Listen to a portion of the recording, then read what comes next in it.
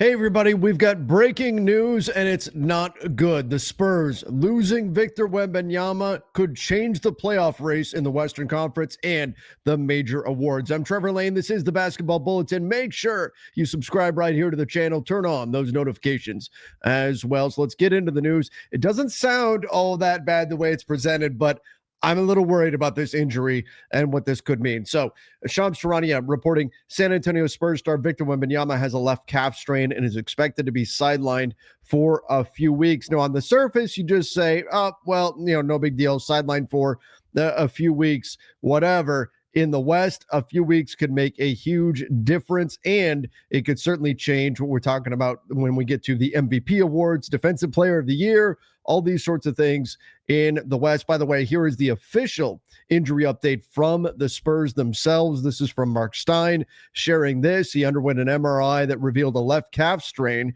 The injury occurred in Friday night's game against the Warriors, and the team will provide updates as appropriate. So now, no Victor Wembanyama for the San Antonio Spurs. So before we get into the major awards and what that means, what does this ultimately mean for the San Antonio Spurs? What does this mean for them moving forward? Well, I mean, let's take a quick look here. Not a surprise, but the Spurs are much better when Victor Wembanyama is available. Now, without Wemby so far this season, the Spurs are a minus 3.6 per 100 possessions, according to Cleaning the Glass. That's obviously problematic. That means you're going to be losing more often than you're winning when you are a negative point differential, at least most likely. Compare that to when Wemby is on the floor. Well, it's a big gap. Minus 3.6 when Wemby is off the court. When Wemby is on the court, plus 9.5. Let's also remember Dylan Harper is dealing with his own injury. However, it does help that now De'Aaron Fox is going to be back in the fold for the San Antonio Spurs. Now, does that mean that can necessarily keep the Spurs afloat? They did get the win last night against the Sacramento Kings. We only have 102 possessions to go off of here. So this is small sample size in a big way here, but plus 10 with De'Aaron Fox on and Victor Wembanyama off. So maybe that's going to be enough to sustain the Spurs. However, the Western Conference can be very unforgiving. When we look ahead at the schedule and we see how long Wemby is out, well, let's say, because look, Anthony Davis is also dealing with a calf issue right now. He has not played since the end of October and has at least another week that he's going to be out. So when Shams reports this is going to be a few weeks, I'm looking at this thinking this could be a month. This could be a month of no Victor Wembanyama. So if we don't see him back until, let's say, best case scenario, right when the play-in tournament games kick in, or I'm sorry, the NBA Cup tournament games kick in, that would be after that December 8th date. You can see on the schedule, there is no gap in the schedule from December 8th to 17th. The only reason why that exists is because the NBA has not filled in the NBA Cup tournament dates yet because they don't know who's going to be playing. They don't know which teams are going to need to have games added to their schedules because they got eliminated from the NBA Cup. So there will be games in here, but let's say that Wemby is out through December 8th for this. So that is Memphis, Atlanta, Phoenix. Okay, those are all winnable. Phoenix has been playing better. Atlanta had a big comeback win the other night against Phoenix, ironically. But those are winnable games potentially still for the Spurs. They're not easy. Portland, okay. Denver without Wemby, that's tough. Minnesota without Wemby, that's tough. Memphis again, okay, you got some lighter games here. Orlando, they've been kind of hit or miss, a little bit more miss than hit. The Cavs, though, that's tough. You got a road trip now, and then at New Orleans. So there are still winnable games on the schedule, but there's also no guarantee that he's going to be back by this point. Because remember, when you do have a calf injury like this, the fear is that if you don't let it heal 100%, then it could become, the big bad, an Achilles injury, and that's where the San Antonio Spurs are going to have to be really careful. So what can this mean for the West standings? What does this mean for the award race? Going to get to that in 30 seconds. I'll be right back. Don't go anywhere. Sleeper is the #1 fantasy sports app. It pays to know sports. Pick more or less on top players. Your first pick is on us, so start winning now. Play in Texas, Georgia, Minnesota, and 27 more states. Pick anytime across all sports, pregame or live. Over 10 million players are already on Sleeper. Make your picks count.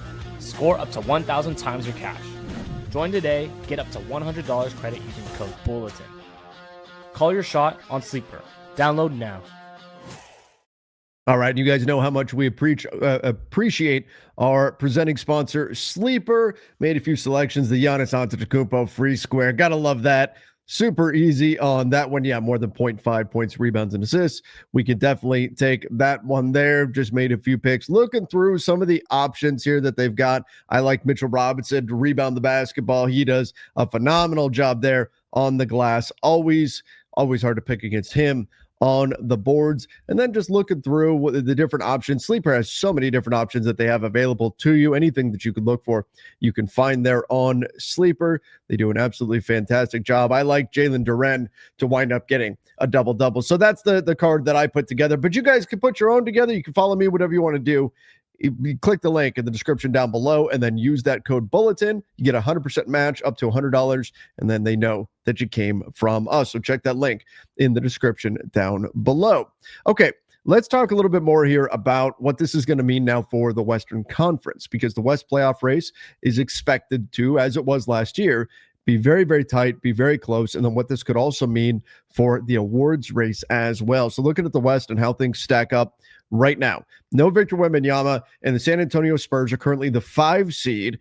They are 9-4 on the season, which is fantastic. They just picked up a win over the Sacramento Kings. They've been playing very good basketball. I think they are. The question coming into the season was, would they make that jump up into the next tier in the Western Conference? Would they go from being kind of that edge of the play-in tier team to being a solid playoff team? And I think the answer has been yes. And I am optimistic that with the Aaron Fox now back in the fold, they can still be good enough to sustain themselves. But could they accidentally drop a game or 2, 3, 4 maybe that they wouldn't have otherwise? Like, for example, Portland is a team that runs up and down the floor. They put a lot of pressure on you. With Wemby, are you likely to win that one? Probably, but without, it's now much more in doubt. Same thing with Atlanta, same thing with Phoenix. That's the danger here for the Spurs. Do you now take games that would have been a win had Wemby played and you flip them into being a loss? And so if the Spurs rack up a few losses here and there, and again, given how tight the West is expected to be, that could very easily put them down, especially if they're losing 2 teams like the Suns. They lose to Minnesota. That's pushing wins. They lose to the Blazers. That's pushing wins onto the record of their direct playoff competitors. So that's where they could really get into some trouble and fall down into that play-in territory. In fact, I would say, let's say Wemby's out. Let's say it's a month that he's out. And that would put us actually all the way through the NBA Cup games too. Even if the Spurs bow out of the NBA Cup tournament, they will have games added to their schedule there. Let's say he's out a month. I would predict that's going to push them at least into play-in territory just because of how tight I expect things to be in the West, and especially could be damaging if they drop that game to the Blazers, they drop that game to the Suns. Then we'll have to see what gets added onto their schedule with the NBA Cup tournament games. Their opponents there could matter a lot too. If you're an opponent, this is your chance. This is your chance to capitalize and pick up a win over the Spurs while Wemby is out. Now, for the awards race, that's the other thing that we have to factor in here, because Victor Wembanyama is a shoo-in to win the Defensive Player of the Year award as long as he plays 65 games. So that's where he could start potentially running into trouble, is if he doesn't play in 65 games. Right now, he's played in every single game with the exception of last game against the Sacramento Kings. So let's say he does not play for a month. Well, just based on the games that are on the schedule right now, that's 11 games missed already. Remember, 82 games in an NBA season, you have to play a minimum of 65. So we're already getting kind of close where things are kind of tight if he's out a month here, because remember, there's going to be games. There's 11 games on the schedule here. There's going to be games added between December 8th and December 17th. Let's say his comeback is December 17th. He'd be starting to get kind of close. He'd be getting pretty close there to that 65 game mark at that point. Again, he'd already have 11 games missed if he's out a month. So that already takes us down to 71 games possible played. Then you throw in a few of these NBA Cup games. Let's say I think there's usually about 3 on the schedule there. So now you're down to 68 games played if he plays every single game the remainder of the season. Is he really going to play all those games the rest of the way through? Probably not. That's probably not even in the Spurs' best interest. So suddenly we could be looking at the Defensive Player of the Year award being very much up in the air again, being very much available now.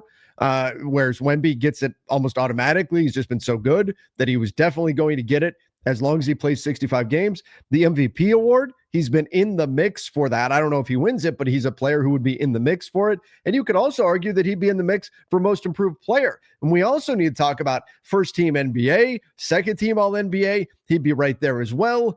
This injury, when there's that 65 game played limit, an injury like this, a calf strain, could potentially unsettle all of those awards as well, in addition to hurting the Spurs in the standings. So I know Sham says, well, he's out a few weeks and makes it sound like it's not that big of a deal, expected to be sidelined for a few weeks. This could wind up being a really big thing for the Spurs, for the Western Conference playoff race, and for the NBA awards race. Tough news. We've seen a lot of injuries hit the NBA this season. The Spurs, they just got De'Aaron Fox back in action, and now Victor Wembanyama sidelined. And again, this is the kind of injury you got to be careful with, because if you're not careful with it, we've seen it happen. We just saw it happen with Tyrese Halliburton. We all remember what happened with Kevin Durant and the Warriors. You don't want to mess with an injury like this. It's part of the reason why Anthony Davis, the Mavs, are being so careful with him. This calf strain, you've got to make sure that he's back to 100% before you put him back out there on the floor. But wait, there's more. I thought I was done. I finished this video, and then immediately Shams Charania reports another injury. Derrick Jones Jr. Sustained a sprained MCL in his right knee and will be reevaluated in 6 weeks. Sources tell ESPN. That hurts the Clippers as well. And the Clippers are trying to climb up in the Western Conference. Right now, the Clippers currently sitting as the 11 seed in the West. They lost their last game. They have a negative point differential of minus 4.8, dealing with an injury to Kawhi Leonard as well, an extremely old team, the oldest team in the NBA, the Clippers. And you would expect a lot of injuries would hit them. Bradley Beal out for the year with a hip injury, but to lose specifically Derrick Jones Jr., one of your more athletic wings, in addition to Kawhi, this is bad news for the Clippers, which, by the way, I should note, Lakers fans out there watching, I got to be saying, oh, we're not that sad to see the Clippers, struggling so far this year. Keep in mind, the Thunder have the Clippers draft pick this year. The final gift from the Kawhi Leonard, Paul George trade. Oh boy. Yikes. Yeah, the Thunder could wind up with another lottery pick if the Clippers continue to struggle like this. This happened during the game yesterday. It was taking place between the Celtics and the Clippers. And you whether or not you think this is a dirty play. Jaylen Brown dove for the loose ball and dove into the leg of Derrick Jones Jr. So if you take a look, here's the injury itself. Dives into his leg, and the arm comes out, and the leg just goes sideways and buckles a bit.